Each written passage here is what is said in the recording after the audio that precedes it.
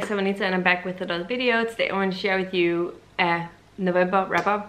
I will at first apologize for the quality of today's video because it's super grey and dull outside. There's no sun coming through, so I can't get it better than it is right now, but I hope that it's okay. I managed to finish 12 books in November, which is definitely great.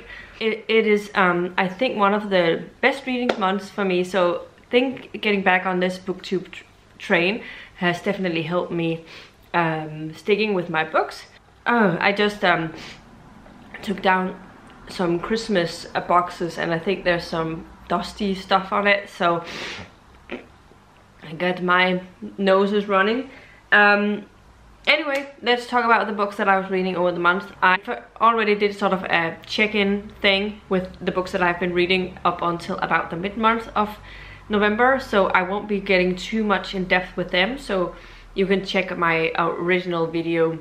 I will link it up here if you want to know more about it, but I talked about at least 4 books from this in that video. The first one of them was Ribbon and Ruins by Nancy Warren. This is book 13 in the Vampire Knitting Club, or maybe it's the 12th one and the next one I have is book 13. I keep mixing it up, but this one is a mystery following a sort of wedding preparations thing, and it was a lot of fun. I gave it 4 out of 5 stars. Next up I read Charmed Live by Diana Wynne Jones. This is the first book in the Chrystomancy series and I gave this one also a 4 stars. Then I read Pumpkin Spice Cafe by Laurie Gilmore. I should know by now. This one was a romance and is very popular. It was my favorite thing I ever read. I definitely have read more other romances that I enjoyed more, and I gave this one 3 out of 5 stars. Next up I did a vlog of reading books that were published in 1988. I will have that linked up here as well if you want to know more in-depth thoughts about them. But the first one I read for that one is Hadriana in All My Dreams by Renee Depestre. This is a very short book. It was like about 200 pages and it read super fast. The chapters are very short and it's divided into parts. So a chapter could be like a couple of pages, and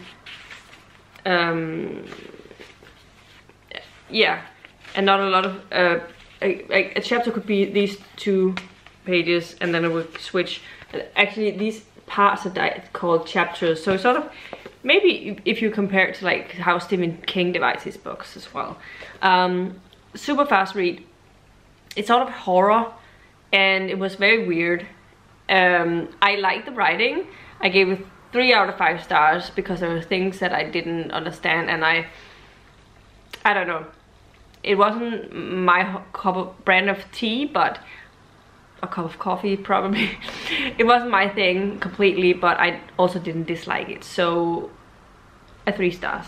The next thing I read was Kindred in Death by J.D. Robb. This one I also talked about in the previous vlog video, and I gave it 5 stars. I super love this one. I enjoy the in-depth books so much, and this one was no different, obviously.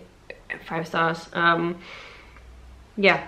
Next up I read Mosaics and Magics by Nancy Warren. This is the next book in the Vampire Knitting Club. This one is the actual wedding ceremony, is the one we were preparing for in the other one. Actual wedding ceremony and a little bit after that, and a murder mystery that happens. Yeah, so yeah, enjoyed that one as well. Had a lot of fun. I think this was another 4 stars for me. These books are just super fun and I don't have very many left. I think I might only have 1 book or 2 books left in the series, and I can't wait to read the last one, and maybe there's some spin-off series, I'm not sure. I've seen other similar books that she's published at least. The next thing I read was Desert Driving and Derilects by Tonja Kappas. This is the second book in a sort of mystery that's set on this camping ground.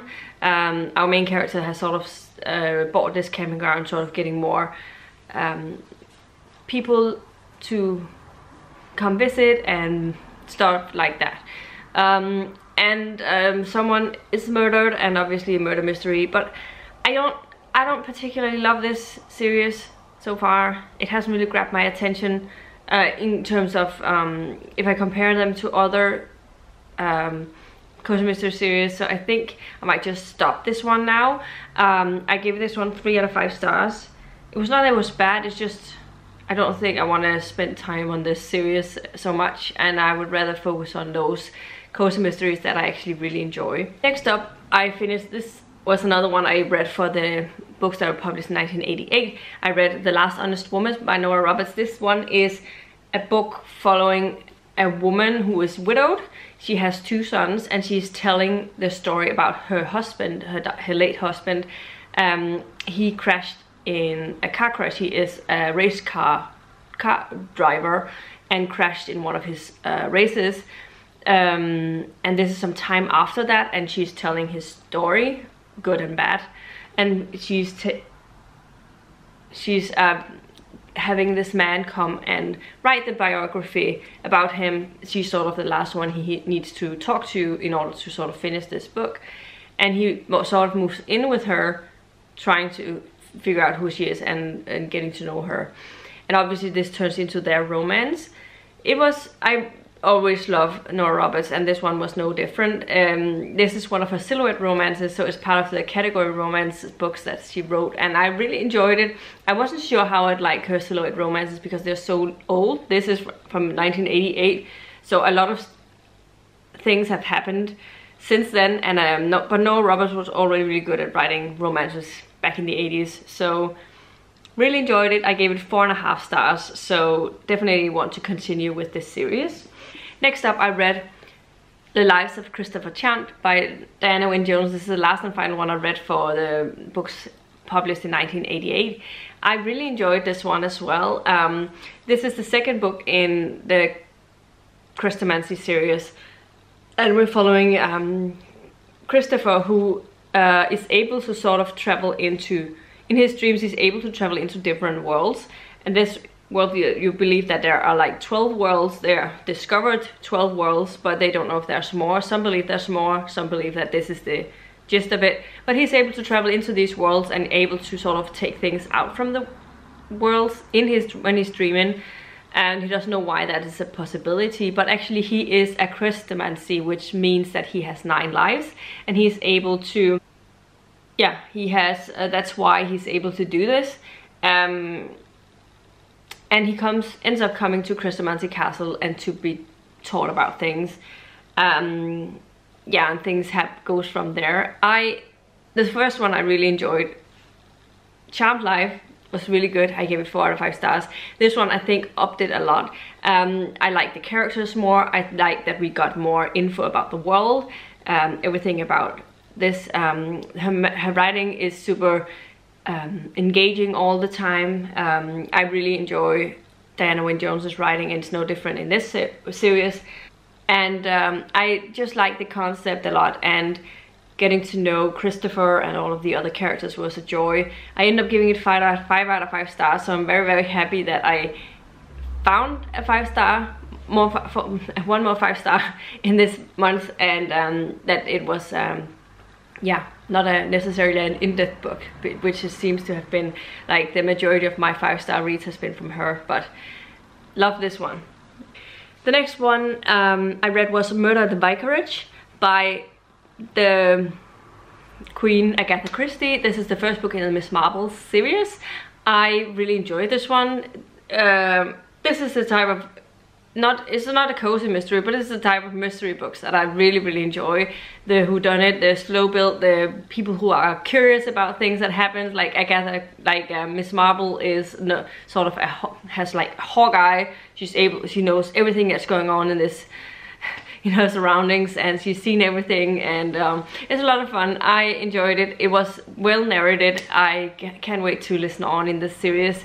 I really like the narrator of the audio, so yeah, very happy I read that and gave it 4 out of 5 stars. And next up I read Agents of Light and Darkness by, his name is escaping me right now, but it's it's from the series Nightside. I had a hard time with this one. I didn't love it. Again, I think this one is definitely because the audio narration is not good. I dislike the narrators a lot. They annoy me and grate on my nerves a lot. So yeah, it's actually, I only think a male narrator, and when he narrates women voices, it's just grating on my nerves a lot. So it was definitely not a successful read in that. I don't know if I loved it, how much I loved it. I want to say it's probably I gave it 3 stars, but I don't think I'm going to continue with the series, at least not on audio. If I ever will continue, I don't know. But so far I've read 2 books in this series and they just don't seem to grab my attention too much. It is general urban fantasy stuff, lots of high stakes things happening all the time, but it just never captured my attention completely. So yeah, not the best thing. And the last and final thing that I read in this month was Ruthless Rivals by, I want to say R.L. Shen? Something Shen? Isn't it? I don't know. This is sort of a second chance romance, a revenge plot, and a secret identity. Or changed identity, if you will. We're following these 2 perspectives from each side of the world, if you will. Our female lead is the son of this very, very rich father who owns a lot of companies. She is now owner of a marketing company, and very proud of her own job, obviously. Our main male character comes from poverty, but he has changed his identity to being Christian Miller. He was born Nicholas something, and now he is a lawyer. When they were young, Nikolai was the daughter of sort of a servant in the house and was actually more or less spending a lot of time at the house, but he was told he was not supposed to ever touch the daughter. She was off limits, and that was the worst thing he could do. However, as they got to know each other, they became really, really close friends, and they started building, obviously, romantic feelings towards each other when they reached sort of the teenage years. And then they had a kiss, and the father noticed it, and he sort of threw him away, and she thought that he might be dead. Obviously, Nikolai isn't, but he changed his identity so as if he was ever to do anything successful, he didn't want her father to ruin his life again. And now, so many years later, there's a sexual harassment case on her father, and he wants to be leading lawyer, legal prosecutor. I don't know what you call it. The term is escaping me. But he is in charge of that case, and Arya is trying to make sure that he is innocent. Like, her father tried to prove that he's innocent because she doesn't believe that he could ever do this. I won't say more about the case, but everything, as time goes, they start forming a romantic relationship again. She doesn't know his identity, but yeah. Obviously, I knew the sort of third act conflict was going to be, but I really ended up enjoying this. I was immersed in the story. I was sort of reading it while I was reading some other books, so I read sort of sporadically, but by the halfway point and until the end, I sort of read it more or less in 2 sittings, and I really, really enjoyed the story overall. It was structured well. It wasn't a 5-star for me, but it was a 4 out of 5 stars, so I definitely enjoyed it, and I will continue with the series, I think, if I find the ebooks on a deal or something. So I'm very happy with my reading for the month. There are some duds in here. They're not super bad ones. The lowest one was a 3 stars, so that's definitely not bad. And there was a couple of 5 stars, so a good balance, and hopefully December will be just as good.